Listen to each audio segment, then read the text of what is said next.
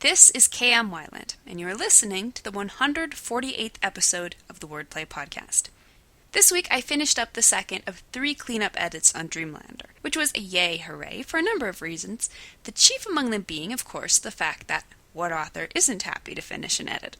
My wrists weren't liking the stress from inputting the corrections, so I'm also glad to move on from that.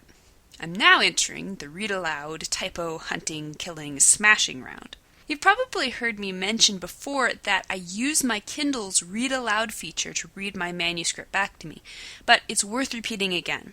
I don't know any better way to find those sneaky typos that our eyes seem to want to pass right over. Having an objective voice read to me as I read along brings a whole new perspective to my work, and, bonus points, keeps me from getting hoarse.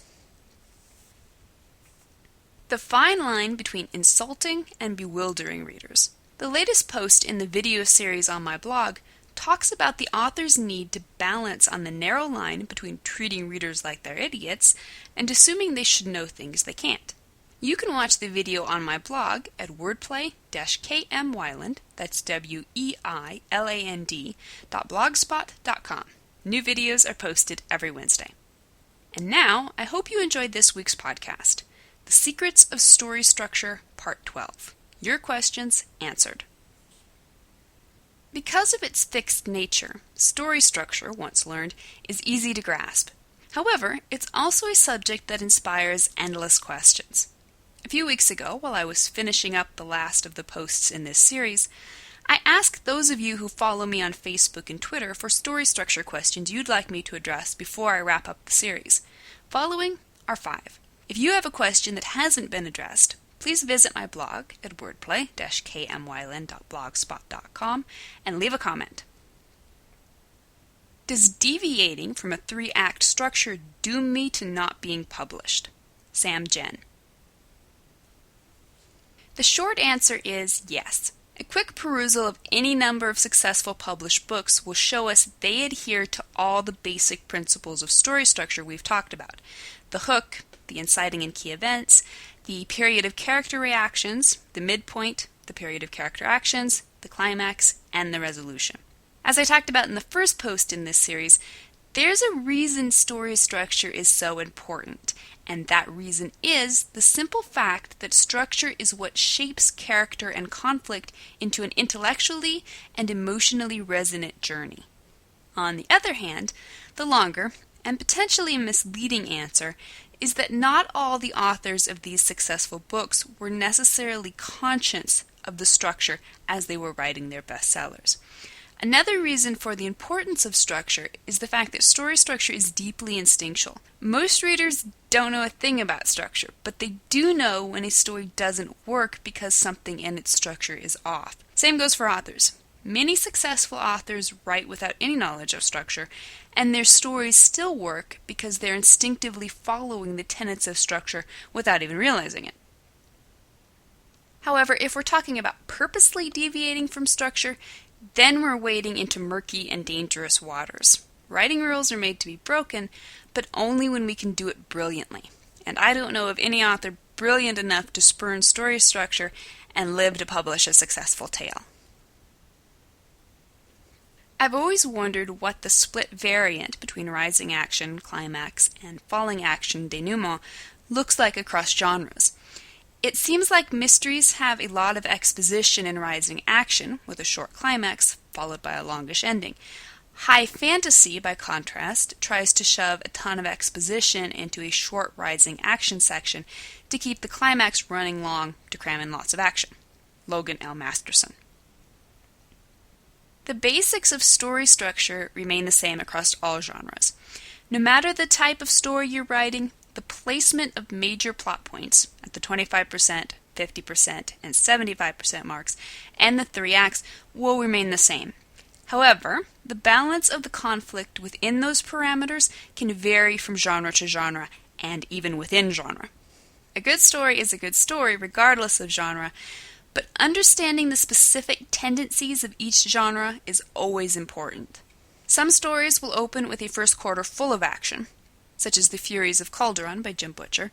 Some don't get to the action until the midway point, such as Jurassic Park by Michael Crichton. Others don't crank up the pace until the climax. such as The Great Gatsby by F. Scott Fitzgerald. To some extent, this is dependent on the demands of the individual stories as much as their genres, but a dedicated study of your chosen genre is important. Read widely and read with attention, taking note of the major moments in the structure and how they play out. What about flashbacks? Brian Jones. Although flashbacks can present coils and curves of possible confusion within the chronological timeline, they actually affect the structure not at all, except in the instance of the inciting event occurring before the beginning of the story proper and then being related in a flashback. The placement of the flashbacks within the story should be treated no differently than any other scene within the book. A flashback can sometimes function as one of the major plot points, but only if the character's remembering this incident changes his course within the main story and prompts him to react in a decisive and plot-altering way. Where do prologues and epilogues fit into a novel's basic structure? Or don't they? Aya Katz. We often view prologues and epilogues as taking place outside of the main story, but in order for them to work, they not only can fit into the novel's basic structure, but they must. An easy trick for picturing the role played by a prologue or epilogue within the overall story structure is to simply forget about their special titles and think of them as nothing more than the first and last chapter. As such, the prologue must include, at the least, all the features of the hook, while the epilogue will function as the resolution. However, I'd be remiss to leave any discussion of prologues and epilogues without harping on my favorite caveat. If you don't need them, don't use them. Even properly structured prologues and epilogues run the risk of becoming so much dead weight. Including a prologue usually means you're asking your readers to begin your story twice, since the prologue is usually at a remove because of a different time, place, or narrative viewpoint from the story's true beginning in the first chapter. By the same plug nickel, including an epilogue can sometimes end up dragging out the resolution much longer than necessary. You'll remember from our post last week that, when it comes to resolutions, shorter is almost always better. So, use with sparing care. I'd love to get some ideas about transition from one novel to the next in a series. For example, what subplots can be left hanging, tips on giving the protagonist a victory while hinting that the win may not be quite as simple as thought. London Crockett. Each book within a series must adhere to its own individual structure just as clearly as does a standalone book. However, a book in an ongoing series does allow a little more leeway in its resolution. Climaxes must still present a definitive outcome, and usually at least a partial victory. Think The Empire Strikes Back. But many of the loose ends can be ignored altogether, since you'll have whole books in which to deal with them.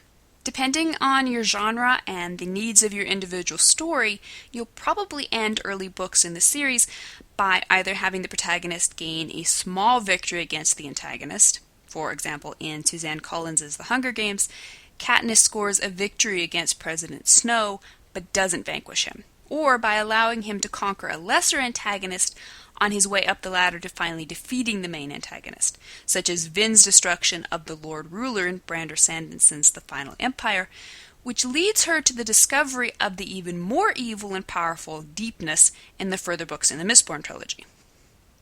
As for which subplots can be left safely hanging, that's a tricky one to answer, since subplots will vary wildly from story to story. However, as a general rule, figure that you must tie off everything relating to the main conflict. Anything else is fair game to be carried over to subsequent books.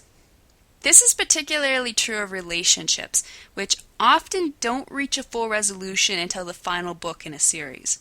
The trick is to make certain that even if the subplot isn't resolved, it also isn't left stagnant. And now, we've come to the end. I hope you've enjoyed these last few months' journey through the exciting landscape of story structure. By now, you should have the tools to identify and understand the important plot points in any story, and to consciously apply them to your own books. With the knowledge of story structure in your writing toolbox, You can deliberately craft and tweak your stories to make certain you're giving readers the rise and fall and ebb and flow that will suck them into your story world and convince them of the credibility of your characters' strong arcs. Happy writing! Thank you for listening to the Wordplay Podcast. To read a transcript of this episode, visit me on the web at wordplay-kmwyland, that's weiland.blogspot.com, and be sure to listen again next week.